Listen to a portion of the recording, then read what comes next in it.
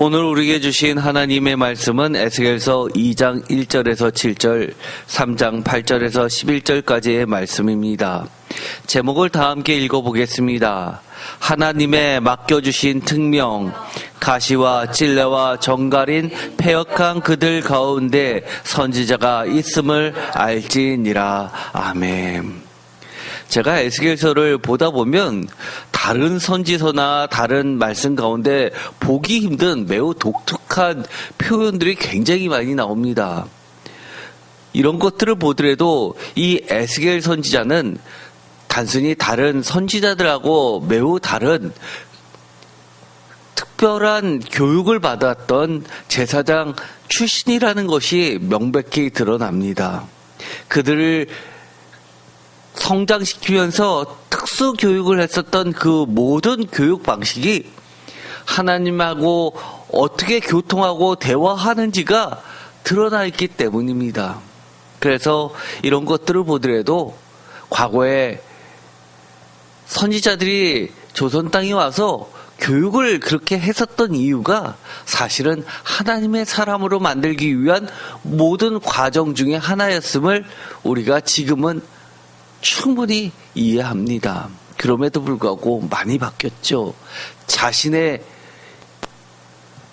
명성과 성공만을 위해서 하나님께서 허락해 줬던 그 많은 은혜의 시간들을 잊어버리게 된 것이 너무 안타깝습니다. 오늘의 말씀 에스겔서 2장 1절부터 보면 이렇게 되어 있습니다. 그가 내게 이르시되 인자야 내 발로 일어서라 내가 내게 말하리라 하시며, 내 발로 일어서라 라고 하는 표현도 사실 흔히 볼 수 있는 것이 아닙니다. 모세 같은 경우에는 내 신을 벗으라 라는 이야기가 나죠. 이 신을 벗는다는 것은 종의 모습입니다. 과거의 고대 사회에서 종들은 주인 앞에서 신을 신지 않고 맨발로 다녔습니다. 하나님의 종의 신분임을 명확히 하는 자세였죠. 또 대부분은 어떻습니까? 두려워 떨며 엎드리는 모습이 나오게 됩니다. 물론 이 에스겔서 2장 2절에 보면 그가 내게 말씀하실 때 그 영이 내게 임하사 나를 일으켜 내 발로 세우시기로 내가 그 말씀하시는 자의 소리를 들으니 라고 해서 에스겔 또한 하나님의 영에 의해서 하나님을 만날 때는 두려워 떨며 엎드렸음을 알 수 있게 됩니다. 그런데 독특하게 내 발로 일어서라 라고 하시면서 나를 일으켜 내 발로 세우시는 하나님을 만나게 됩니다. 왜 그럴까요? 이것은 하나님의 어떻게 보면 선지자의 파송식이나 마찬가지입니다. 명령을 받을 때는 엎드려 있었지만 이제는 명령을 수행하라고 하시는 겁니다. 이제 행동으로 옮길 때라고 영적 전쟁을 치러 나가는 그 하나님의 군대의 대장을 지명하는 것과 마찬가지입니다.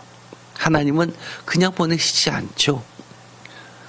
사명을 주시고 그리고 또 그거에 걸맞는 임무를 완성하기 위한 모든 조건들을 갖춰주십니다. 나를 일으켜 세우시면서 내 발로 세우십니다. 하나님의 사역은 하나님이 이루시지만 그것을 감당하는 나 또한 내 발로, 내 몸으로, 내 소리로 해 나가야 되는 겁니다. 누군가가 해 주겠지. 천만의 말씀이죠. 3절 내게 이르시되 인자야 내가 너를 이스라엘 자손 곧 패역한 백성 나를 배반한 자에게 보내노라. 그들과 그 조상들이 내게 범죄하여 오늘까지 이르렀나니. 충격적인 이야기가 뭡니까? 오늘까지 이르렀다고 합니다. 이걸 보면 단 한순간도 하나님 앞에 올바로 순종하지 않았다고 너는 빵점이라고 이야기하는 겁니다. 이스라엘 백성들 이퀄 패역한 백성이라고 이야기합니다. 나를 배반한 자들이라고 이야기합니다. 그러면서 4절에 너무나 인격적이시죠. 하나님은 우리가 생각하는 것처럼 똑같습니다. 우리가 우리 자신을 싫어하는 사람을 만나면 어떻습니까? 그 사람은 말 안 해도 얼굴만 보면 압니다. 태도만 봐도 압니다. 이 자손은 얼굴이 뻔뻔하고 마음이 굳은 자니라. 내가 너를 그들에게 보내느니 너는 그들에게 이르기를 주 여호와의 말씀이 이러하시다 하라. 얼굴이 참 뻔뻔하다는 겁니다. 마음이 굳은 자라고 하는 겁니다. 하나님께서 새 영을 불어주실 때 굳은 마음을 제거하시는데 굳은 마음이 뭡니까요? 뻔뻔한 자들이죠. 무슨 말을 하더라도 하나님의 말씀을 고지고대로 듣지 않고 삐딱하게 듣습니다. 그리고 이렇게 이야기해도 마치 탁구 치듯이 휙 대받아치기만 하죠. 핑계가만 됩니다. 이래선 이렇고 저래선 저래서 안 되는 이유들만 생각해냅니다. 하나님은 참 어떨 때는 너무하시죠. 선지자를 보낼 때 성과가 있으면 좋겠는데 이렇게 이야기하십니다. 뻔뻔하고 마음이 굳은 자들에게 보내십니다. 그들에게 보내시는 하나님의 심정은 어떨까요? 하나님은 아우 나도 꼴도 보기 싫어 네가 해 라는 게 아닙니다. 하나님이 함께 하시죠. 하나님께서 선지자를 굳세게 세우시고 맘먹도록 억세게 만드시는 이유가 있습니다. 하나님의 그 명령은 특명이기 때문입니다. 하나님의 자신의 내 말로 고하라는 겁니다. 그런 특명을 완수하게 하기 위해서는 하나님께서 이 선지자를 패역한 백성들 못지않도록 그렇게 단단하게 해서 보내십니다. 그 다음 말씀을 보면 명확해집니다. 에스겔서 2장 5절 그들은 패역한 족속이라 그들이 듣든지 아니 듣든지 그들 가운데 선지자가 있음을 알지니라. 하나님의 특명 뭐라고요? 표준 세번역으로 한번 읽어볼까요? 그들은 반항하는 족속이다. 듣든지 말든지 자기들 가운데 예언자가 있다는 것만은 알게 될 것이다. 뭐라고요? 듣든지 말든지 뭐가 있다고요? 하나님의 예언자가 하나님의 선지자가 있다는 것만은 알게 하시는 게 하나님의 특명이라는 겁니다. 우리는요 가끔 착각할 때가 있습니다. 뭔가 그 결과를 내 마음대로 생각합니다. 이래야지만 되겠지. 그러나 하나님의 계획은요, 하나님의 여기까지라고 하는 것을 하면 우리는 그 특명을 완수한 겁니다. 때로는 그 하나님의 특명이 이해 안 갈 때도 있습니다. 우리가 어떻게 하나요? 사람들 사이에서 저 사람 참 좋은 사람이야, 인격적인 사람이야 라고 하는 사람의 특징 어떤가요? 누구하고도 잘 지냅니다. 적이 없습니다.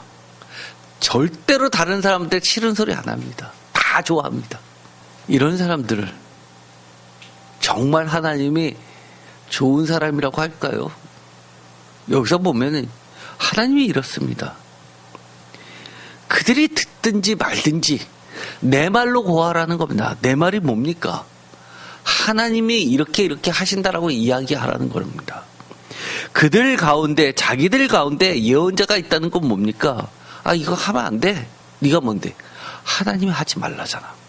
하나님이 싫어하신대잖아. 네가 하나님이야? 뭐야? 네가 뭐야? 듣든지 말든지 얘기하라는 겁니다. 패역한 사람들 특징 6절 인자야 너는 비록 가시와 찔레와 함께 있으면 정갈 가운데 거주할지라도. 패역한 사람의 특징은 뭡니까? 자기들 마음에 안 들면 가시처럼 찌르고요. 찔레 같으면서 심지어 정갈처럼 물어뜯습니다. 죽입니다. 가만 놔둡니까? 꼴 보기 싫다고요? 온갖 거짓말을 다해서 없애버립니다. 제거해버립니다. 그런데 하나님이 이렇습니다. 그들을 두려워하지 말라는 겁니다. 그들을 두려워하지 말고 그들의 말을 두려워하지 말지어다. 그들은 패역한 족속이라도 그 말을 두려워하지 말며 그 얼굴을 무서워하지 말지니라. 얼마나 반복하십니까? 그들을 두려워하지 말라. A. 그들의 말을 두려워하지 말라. B. 그 말을 두려워하지 말라. B 다시 그 얼굴을 두려워하지 말라. A 다시. 그들의 말이 왜 두렵습니까? 보통 사람 같으면 할 수 없는 말들을 합니다. 도저히 입에 담지 못할 말들을 퍼붓는 자들입니다. 그 얼굴 무서워하지 말라. 왜 그 얼굴 무서워합니까? 여러분들, 정말 무서운 사람들은 어떻게 하죠? 저 멀리서도 보더라도 피합니다. 잽싸게 돌아가죠. 괜히 근처 갔다가 해코지 당할까 봐. 그런 사람들이 있습니다. 7절, 그들은 심히 패역한 자라. 그들은 패역한 자라 해도 정말 끔찍한데 하나님이 뭐라고 이야기하십니까? 심하다라고 그럽니다. 하나님이 심하다라고 할 때는 얼마나 심할까요? 극악무도 그 이상일 것 같습니다. 도저히 말로 다 할 수 없으니까 심히 패역하다고 하지요. 그들이 듣든지 아니 듣든지 너는 내 말로 구할지어라. 7절을 다 같이 읽어보겠습니다. 그들이 듣든지 말든지 오직 너는 그들에게 나의 말을 전하여라. 그들은 반항하는 족속이다. 내 말로 구하라 라는 말이 무엇입니까? 나의 말을 전하라는 거야. 네 말 하지 마라. 돌려서 그들이 알아듣도록 그렇게 좋은 말로 설득하듯이 이해를 강구하듯이 하지 말라는 겁니다. 하나님께서 너 심해. 너 하나님이 끝장내실 거야 라고 하면 그대로 전하라는 겁니다. 더 붙이지도 말고 덜 하지도 말고 그대로 전하라는 겁니다. 여러분들 그럴 수 있습니까? 목회자는 그런 겁니다. 아무나 목회자 할 수 있습니까? 못합니다. 대한민국에 그런 목회자 있으면 몇이나 될까요? 제가 보기엔 손가락 안에 꼽을 겁니다. 에스겔서 3장 6절 가시와 찔레와 정갈. 에스겔서 3장 5절 하나님의 말씀을 듣기 싫어하고 반역하는 심히 패역한 그들 같은 말이죠. 에스겔서 3장에 또 반복하십니다. 왜 같은 말을 이렇게 많이 할까요? 그만큼 중요하기 때문입니다. 제가 전에도 말씀드렸죠. 요세푸스 기록물이 남아있는데요.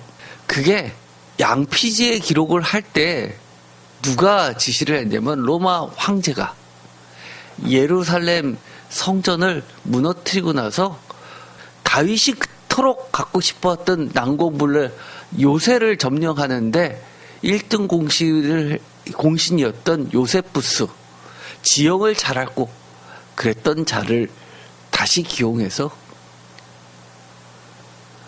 그 요세푸스 기록물을 몇 부를 만들려고 하죠? 딱 2부입니다. 얼마나 비싸면. 그거를 황제 도서관에 기록해 놨습니다. 보관해 뒀습니다. 그 당시에 몇 줄 적는 정도가 정말 국가의 자산으로 사업으로 할 정도로 그렇게 비싼 겁니다. 그래서 지금도요, 발견된 양피지들을 보면은요, 엑스레이로 투과해 보면 여러 겹의 글자들이 나옵니다. 왜요? 그것을 다시 약품으로 철회해서 지운 다음에 거기를 재활용하느라고 또 쓰죠. 그 정도로 비쌌습니다. 그런데 그 비싼 데다가 이렇게 여러 차례 같은 말을 하십니다. 제가 30년 전에 무역학과에서 뭘 배웠냐면 텔렉스 용어라는 그 과목에 한 학기 동안 배웁니다. 그 당시만 해도 텔렉스가 워낙 비쌌기 때문에 모든 용어들을 지금 속어처럼 그렇게 약어식으로 다 해가지고 몇 글자, 예를 들어 텔렉스 하면 TLX 하면 텔렉스입니다. 모든 용어를 약어로 해놨는데 그것을 무슨 비밀 기호 같으니까 그것만 텔렉스가 쫙 오면 그것을 해석하려면 배운 사람들만이 해석할 수 있습니다. 그것을 한 학기 동안 배웠습니다. 너무 비싸서요. 그런데 양피지하고 그 텔렉스 비용은 비교할 수 없습니다. 7절 뭐라고 그러시냐면 그러나 이스라엘 족속은 이마가 굳고 마음이 굳어 내 말을 듣고자 아니하리니. 다 아신다는 겁니다. 안 들을 거야.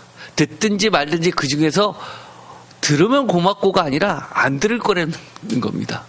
뭐하러 보내시고 뭐하러 이야기를 하십니까? 그런데 이렇게 이야기합니다.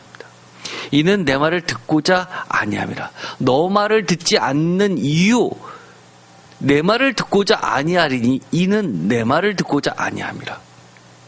표준 세번역을 읽어보면 적나라하죠. 그러나 이스라엘 족속은 너의 말을 들으려고 하지 않을 것이다. 온 이스라엘 족속은 얼굴에 뭐를 뒤집어 쓰고요? 쇠가죽을 쓴 고집 센 자들이어서 나의 말을 들을 생각이 없기 때문이다. 우리가 하는 이야기죠. 아유, 저 고집은요, 쇠가죽이야, 쇠가죽. 질기기가. 쇠가죽을 쓴 고집 센 자들이어서 나의 말을 들을 생각이 없기 때문이라고 이야기합니다. 8절, 보라 내가 그들의 얼굴을 마주 보도록 어떻게 하신다고요? 다 같이 읽겠습니다.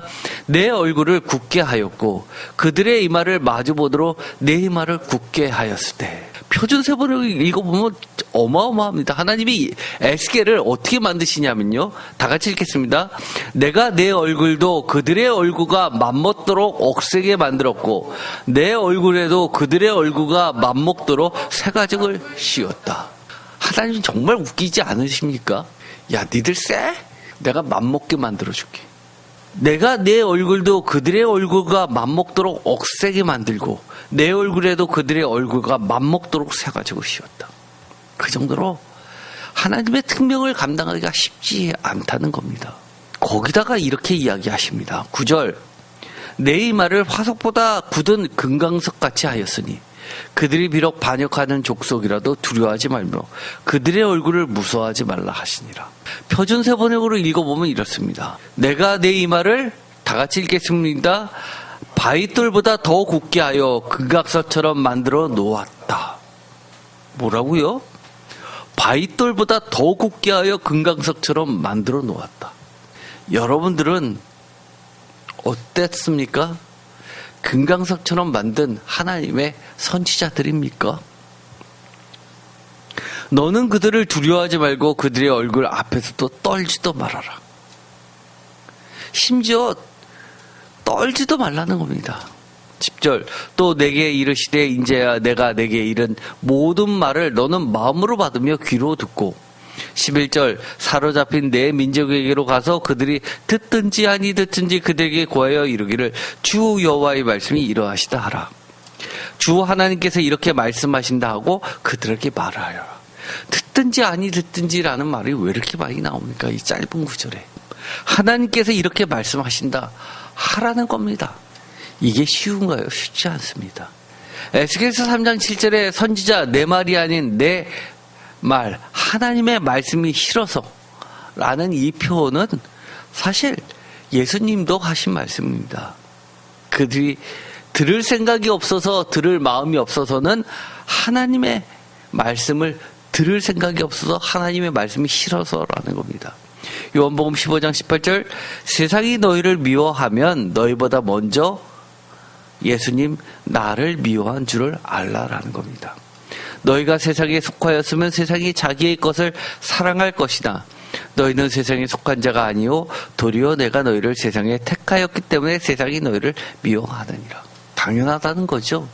우리 자신은 세상에 속했는지 하나님께 속했는지 예수님께 속했는지 사실 매번 그 온도를 잴 필요가 있습니다. 내가 경계선인지 확실하게 하나님과 예수님 편으로 넘어왔는지 확실하게 세상 편인지.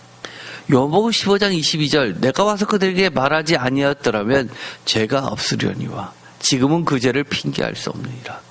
이 말씀이 뭐하고 같아요? 사실 하나님이 에스겔에게 하신 말씀이 그들 가운데 선지자가 있음을 알게 하라는 것과 같은 겁니다. 뭐라고요? 그 말은 무슨 뜻이냐면 그 죄를 핑계할 수 없게 만들라는 겁니다. 내가 와서 그들에게 말하지 아니하였더라면 죄가 없었으리요. 지금은 그 죄를 핑계할 수 없다라고 이야기합니다. 그래서 하나님께서 예언자를 보내시는 겁니다. 그들로 예언자가 있게 하는 겁니다.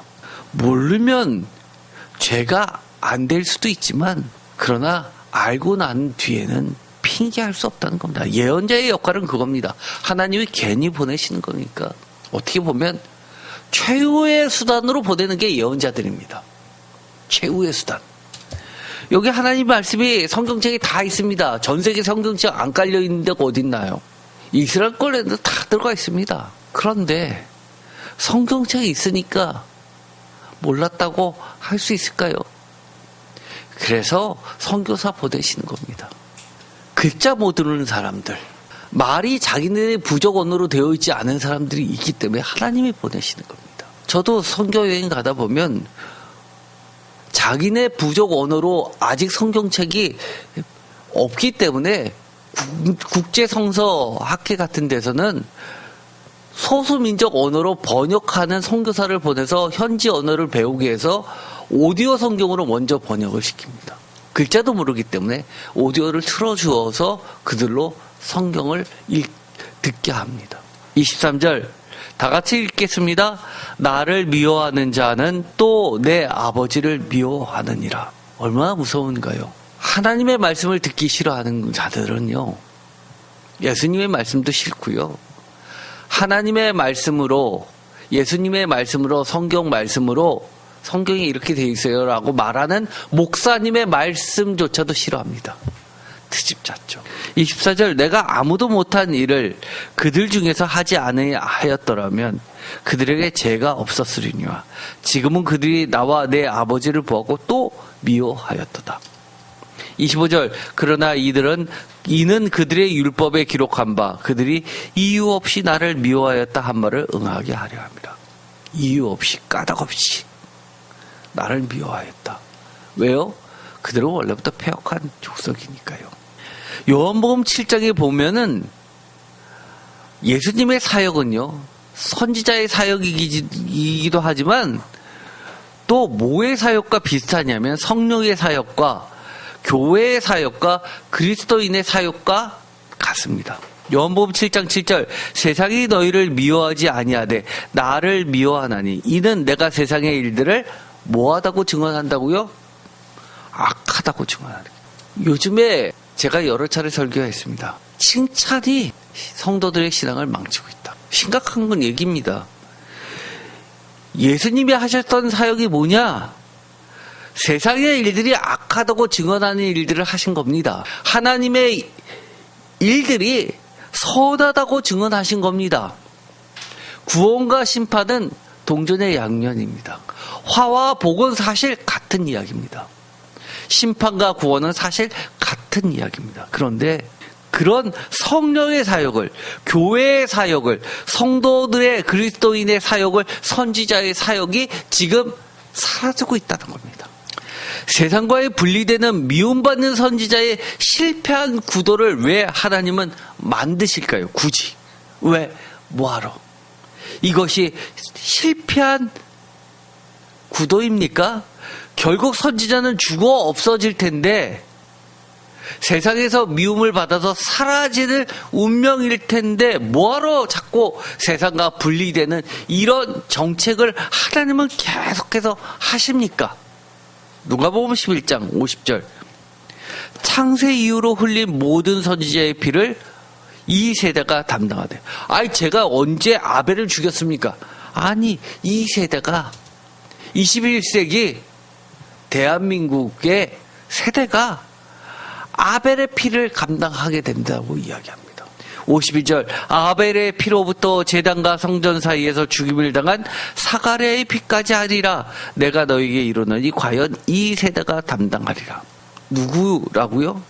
죽은 사가랴의 피. 사가랴가 도대체 언제 죽었습니까? 이 세대가 그 책임을 져야 한다고 이야기합니다.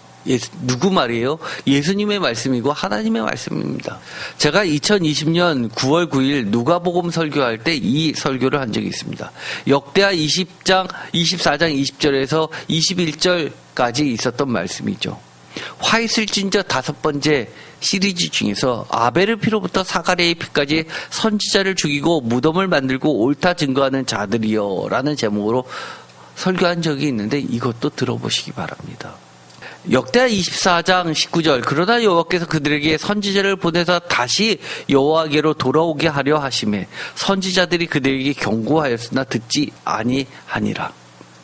20절 이에 하나님의 영이 제사장 여호야다의 아들 스가랴를 감동시키매 그가 백성 앞에 높이 서서 그들에게 이르되 하나님이 이같이 말씀하시기를. 에스겔서랑 똑같죠. 하나님의 말로 전합니다. 너희가 어찌하여 여호와의 명령을 거역하며 스스로 형통하지 못하게 하느냐 하셨나니 너희가 여호와를 버렸으므로 여호와께서도 너희를 버리셨느니라 하나. 무서운 얘기죠. 하나님은 굉장히 인격적입니다. 하나님 싫다 하시는 사람한테 하나님도 이쁘다 하지 않으세요. 하나님의 은혜를 주시죠. 죄인들을 불러주십니다. 그러나 계속해서 하나님을 은혜를 거역하는 자들에게는 하나님도 버리십니다. 21절 뭐라고요? 악인들의 특징이 뭡니까? 혼자 저지르지 않아요. 무리가 함께 꾀하고 왕의 명령을 따라 그를 여호와의 전뜰 안에서 돌로 쳐 죽였더라. 주의 성전 뜰에서 그를 돌로 쳐 죽였다. 22절 요아스 왕이 이와 같이 스가랴의 아버지 여호야다가 베푼 은혜를 기억하지 아니하고 그의 아들을 죽이니 그가 죽을 때 이르되 여호와는 감찰하시고 신원하여 주소서 하니라. 이 기도는 누구에 의해서 응답됩니까? 예수님이 도장 찍어주십니다. 감찰하시고 신원하여 주셔서 영원히 그의 피에 책임을 묻게 해 주십니다. 그래서 우리들은 이 기도라는 것을요 너무 가볍게 생각하면 안 됩니다. 우리의 기도 누가 들으십니까? 하나님이 들으십니다. 특별히 하나님께서 맡겨주신 사명을 감당하는 자들의 기도는요 우리가 보기에 아유 기도가 이게 뭐야, 스테반의 집사처럼 죽을 때 멋지게 저들의 죄를 용서해 주세요 해야지. 악한 자들은요 이용합니다. 에이 교회가 목사님이 늘 용서해주고 덮어주는 거지 우리가 죄를 지어도 용서해주고 괜찮아 격려해줘야지 하나님을 이용해 먹습니까? 선지자가 죄 짓는 자들에게 박수치는 자들입니까? 아니요, 그렇지 않습니다. 하나님의 뜻을 전하고 하나님의 길로 가게 만드는 자들이 선지자입니다. 여호와께서 그들에게 선지를 보내서 다시 여호와에게로 돌아오게 하려 하심에 하나님의 목적은 명확합니다. 그런데요 우리가 좀 기억할 것이 있습니다. 요아스 선왕이라고 하는 자도 이렇습니다. 그런데 이 에스겔서 8장 16절 그가 또 나를 데리고 여호와의 성전 안뜰에 들어가시니라. 보라 여호와의 성전문 곧 현관과 제단 사이에서 약 25명이 여호와의 성전을 등지고 낫을 동쪽으로 향하여 동쪽 태양에게 예배하더라. 주의 성전과 제단 사이 그 장소가 어디입니까? 마지막 피를 흘린 겁니다. 70인역 성경은요 이렇게 되어 있습니다. 창세기부터 시작해서요 우리는 역사서 안에 열왕기 상하 다음에 역대기 상하가 있지만 사실은 70인역 성경은요 역대기로 해가지고 맨 뒤에 있는 게 이 역대기입니다. 그래서 성경 처음부터 성경 끝에까지 처음부터 끝까지 선지자의 이야기로 기록이 되어 있는 거예요. 그런데 에스겔서 8장에 보면 25명이 여호와의 성전을 등지고 낫을 동쪽으로 향하여 동쪽 태양에게 예배하던 그 장소가 어디냐? 바로 사가랴의 피를 흘리게 했던 그 장소입니다. 하나님을 향해서 예배하여야 할 그 장소에 여러 사람들이 모여 고위층이 모여 왕과 함께 하나님을 배반하는 선지자를 죽이는 장소로 쓰여왔던 겁니다. 하나님의 명령을 수행하는 선지자의 그 엄중성, 목숨을 걸고서라도 지켜야 하는 그 엄중성, 이것은 명령을 순종하는 것은 생명이고 불순종하는 건 죽음이기 때문입니다. 성경을 읽다 보면요 정말 참 특이한 본문들이 꽤 많죠. 열왕기상 13장 21절 이 본문을 읽으면 다 뭐라고 얘기하냐면요 하나님 참 너무하시다 이야기합니다. 21절 그가 유다에서 온 하나님의 사람을 향하여 외쳐 이르되 어디로 왔죠? 베델에 그 우상 숭배하는 그 곳으로 왔습니다. 북이스라엘로 왔죠. 남유다에서 선지자가 왔습니다. 하나님의 사람을 향하여 외쳐 이르되 여호와의 말씀에 내가 여호와의 말씀을 어기며 내 하나님 여호와께서 내게 내리신 명령을 지키지 아니하고 돌아와서 여호와가 다 같이 읽겠습니다. 너더러 떡도 먹지 말고 물도 마시지 말라 하신 곳에서 떡을 먹고 물을 마셨으니 내 시체가 내 조상들의 묘실에 들어가지 못하리라 하셨느니라 하니라. 먼 길을 보냈는데 물도 마시지 말고 떡도 먹고 마시지 말라고 하면서 여호와의 말씀을 전하라고 하고서 급히 돌아오라고 하는데 그만 게임에 넘어가서 물도 맞고 떡도 먹습니다. 쉽게 말해서 뭐냐면 거하게 먹은 게 아니라요. 배고프니까 이 시장한 것을 달랜 겁니다. 그런데 죽고 맙니다. 이 열왕기상 13장 29절 그 베델의 늙은 선지자가 하나님의 사람의 시체를 들어 나귀에 실어 가지고 돌아와 자기 성읍으로 들어가서 슬피 울며 장사하되 30절 곧 그의 시체를 자기의 묘실에 두고 오라 내 형제여 하며 그를 위하여 슬피 우니라. 그 사람을 장사한 후에 그가 그 아들들에게 말하여 이르되 내가 죽거든 하나님의 사람을 장사한 묘실에 나를 장사하되 내 뼈를 그의 곁에 두라. 도대체 이건 또 뭡니까? 코미디 같죠. 그래서 어떤 이들은 그렇게 이야기합니다. 이 죽은 하나님의 사람 선지자는 지옥에 갔을 것이다. 궁금증 많은 사람들 그렇죠.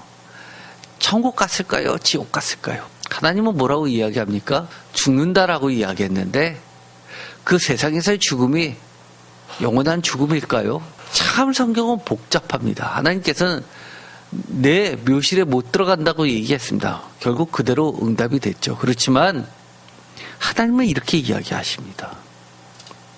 그의 죽음조차도 하나님의 메시지라는 겁니다.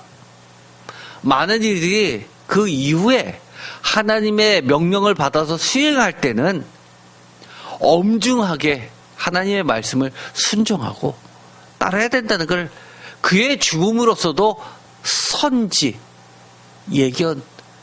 예언하게 하십니다. 우리가 단지 짐작할 수 있는 것은 그 베델의 늙은 선지자가 너무너무 슬퍼합니다. 자기 때문이고 하나님의 그 사명을 감당한 그 사람이 너무 귀하기 때문에 심지어 내가 죽으면 나를 장사되 내 뼈를 그의 뼈의 곁에 두라라고 하면서 그 하나님의 사람의 그 시체를 가지다가 귀하게 보십니다. 하나님은 하나님의 사람의 그 비록 불순종했지만 어쨌든 간에 하나님의 말씀을 전한 그에게 예를 들어서 개들이 그 뼈를 흙게 피를 핥게 하지는 않으십니다. 그가 천국에 갔을까요? 지옥에 갔을까요? 그거는 우리들의 판단 몫이 아니죠. 하나님이 알아서 하십니다. 다만 우리에게 가르쳐 주신 것은 하나님의 명령은 매우 엄중하다는 겁니다. 우리들은 하나님의 특명을 수행할 때는 엄중하게 처리해야 된다는 겁니다. 그래서 하나님께서 에스겔을 두 발로 세우시고요. 또 패역한 그들과 맞먹도록 그렇게 굳세게 하시고 금강석 같이 만드시고 우리들은 정말 이런 생각을 하게 됩니다. 선지자는 꼭 죽음으로 끝날 실패한 운명인가? 그러면 도대체 그 누가 하나님의 명령을 수행할 수 있어? 어차피 죽게 되는 건데 무서워서 못해요. 에스겔서 3장 17절 인자야 내가 너를 이스라엘 족속의 파수꾼으로 세웠으니 너는 내 입의 말을 듣고 나를 대신하여 그를 깨우치라. 하나님의 사람들은요 하나님을 대신해야 됩니다. 그래서 18절 가령 내가 악인에게 말하기를 너는 꼭 죽으리라 할 때 내가 깨우치지 아니하거나 말로 악인에게 일러서 그의 악한 길을 떠나 생명을 구원하게 하지 아니하면 그 악인은 그의 죄악 중에서 죽으려요. 당연하죠. 내가 그의 핏값을 내 손에 찾을 것이다. 이런 것들이 무서운 거죠. 난 잘못을 안 했지만 깨우치지 않았다는 것도 어떻게 내가 저 사람을 좌지우지합니까? 그렇잖아요. 심지어 목회자들 모임에서 대형교회 목사님이 개척교회, 미자립교회 목회자들을 불러서 가르친다는 말이 그거 아닙니까? 설교로 성도들 변화시키지 못한다고. 뭐하러 설교합니까? 19절 내가 악인을 깨우치되 그가 그의 악한 마음과 악한 행위에서 돌이키지 아니하면 그는 죄악 중에서 죽으려니와 너는 내 생명을 보존하리라. 우리의 역할은요 거기까지입니다. 하나님의 말씀을 전하고 끊임없이 잘못된 걸 잘못됐다고 얘기하고 바른 길을 가는 사람은 치우치지 말고 계속 그 바른 길을 가라고 해줘야 되는 겁니다. 20절 또 의인이 그의 공의에서 돌이켜 악을 행할 때는 이미 행한 그의 공의는 기억할 바 아니라 내가 그 앞에 거치는 것을 두면 그가 죽을지니 이는 내가 그를 깨우치지 않습니다. 그는 그의 죄 중에서 죽으려니와 그의 핏값은 내가 내 손에서 찾으리라. 그러나 내가 그 의인을 깨우쳐 범죄하지 아니하게 하므로 그가 범죄하지 아니하면 정령 살리니 이는 깨우침을 받았으며 너도 내 영혼을 보존하리라. 우리는 이런 사람들입니다. 성공과 실패, 무엇이 성공입니까? 무엇이 실패입니까? 여러분들은 성공과 실패, 무엇이 성공입니까? 하나님은 이렇게 이야기하십니다. 예수님도 십자가 죽음으로 실패한 혁명인가라고 묻는 겁니다. 우리에게. 이렇게 아니요, 그렇지 않죠. 마태복음 28장 18절 예수께서 나와 말씀하여 이르시되 하늘과 땅의 모든 권세를 내게 주셨으니 그러므로 너희는 가서 모든 민족을 제자로 삼아 아버지와 아들과 성령의 이름으로 세례를 베푸고 내가 너희에게 분부한 모든 것을 가르쳐 지키게 하라. 볼자다 내가 세상 끝날까지 너희와 항상 함께 있으라. 언제까지요? 세상 끝날까지. 하늘과 땅의 모든 권세를 누구에게 갔습니까? 예수님께로. 그리고 그것이 예수님의 제자들에게로. 실패한 혁명입니까? 아니요. 하나님의 입장에서는 100% 성공한 하나님의 놀라운 계획입니다. 어떠신가요? 무엇이 성공이고 무엇이 실패입니까? 세상은 그렇게 이야기하는 사람도 있죠. 실패한 예수 왕조였다. 그러나 하나님은 뭐라고 이야기하시죠? 영원한 하나님의 나라라고 이야기합니다. 우리는 어떤 사람입니까? 우리는 주님의 뜻을 이루어드리려고 함께 그리스도의 피로 세상으로부터 나온 자들입니다. 예수님은 어떤 자였기 때문이죠? 예수님은 하나님의 뜻을 이 땅에 이루기 위해서 자신을 바치신 분이기 때문입니다. 오늘 우리들에게 주신 하나님의 말씀, 하나님의 맡겨주신 특명이 있었죠. 무엇입니까? 제목을 다 함께 읽어보겠습니다. 하나님의 맡겨주신 특명, 가시와 찔레와 정갈인 패역한 그들 가운데 선지자가 있음을 알지니라. 아멘. 우리의 역할이 뭡니까? 하나님이 우리에게 맡겨주신 거. 하나님의 말씀을 전하라는 겁니다. 알게 하라는 겁니다. 비록 네가 세상에서 미움받고 세상의 기준대로 실패한 것처럼 보이고 그렇다 하더라도 그거 실패 아니야. 실패 아니야. 천번에 뭔 소리야. 하나님은 결코 하나님의 사람들 그냥 보내지 않습니다. 죽어서 외친 그 외마디의 그 기도 제목도 하나님은 영원히 기록해 주십니다. 어찌 그거를 실패라고 이야기할 수 있습니까? 하나님의 그 엄중한 특명을 수행하는 우리들로서는 어떻게 해야 될까요? 그것을 마치는 게, 완성하는 게, 이루어드리는 게 그게 성공입니다. 여러분 왜 사십니까? 잘 살려고요? 잘 사는 게 뭡니까? 하나님이 인정하는 대로 사는 게 잘 사는 거 아닙니까? 저는 그렇게 봅니다. 그러려면 어떻게 해야 되죠? 하나님께서 우리 발로 세워주실 때 일어섭시다. 또 어떻게 해야 되죠? 그들의 얼굴을 두려워하지 말고, 그들의 말을 무서워하지 말고, 그들의 두꺼운 새가죽처럼 질긴 얼굴보다도 맘먹도록 우리를 하나님의 얼굴로 질기게 해주셨으면 끝까지 붙어봐야죠.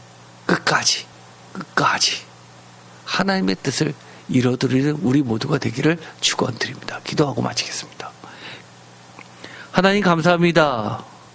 오죽 하나님께서 답답하셨으면 오늘날까지 지금까지도 그 책임을 이 세대도 돌리십니까?